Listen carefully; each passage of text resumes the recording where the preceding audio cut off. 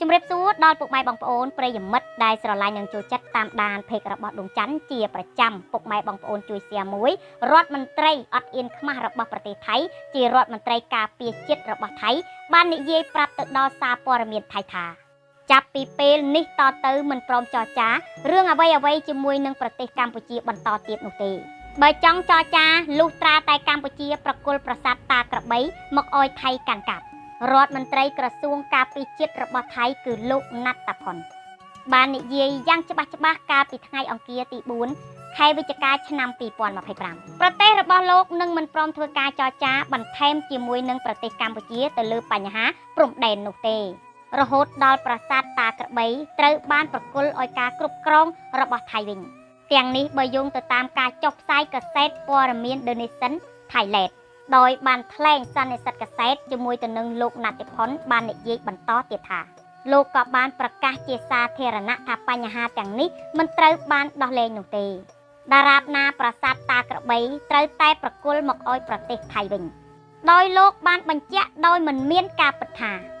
ដោយសារតែប្រាសាទតាក្របីនេះគឺស្ថិតនៅក្នុងការអធិបតេយ្យភាពរបស់ប្រទេសថៃខណៈលោកក៏បានបន្ថែមទៀតថាគណៈរដ្ឋមន្ត្រីលោកពុំបានពិភាក្សានៅរឿងនេះនោះទេ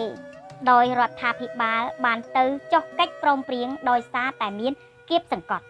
ហើយការពិភាក្សានេះតាក់ទងទៅនឹងការដោះលែងវីរៈកងទ័ព18រូបរបស់កម្ពុជា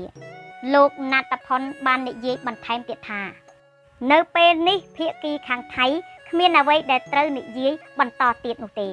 ទី1ចង់ដោះលែងយោធាកម្ពុជាទី2ការបើកច្រកព្រំដែនរឿងចំនួនទាំងនេះចង់ដោះស្រាយទៅបានលុះត្រាតែប្រគល់ប្រាសាទតាក្របីមកឲ្យប្រទេសថៃជាអ្នកកាន់កាប់វិញទៅប្រទេសថៃព្រមដោះលែងនិងដោះស្រាយរឿងរ៉ាវជាមួយនឹងកម្ពុជាបន្តទៅទៀត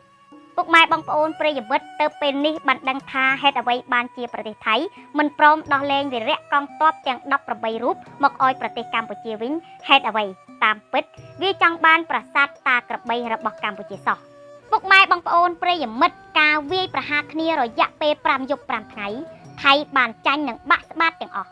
តែចុងក្រោយថៃបានធ្វើល្បិចមកចាប់វីរៈកងទ័ព18នាក់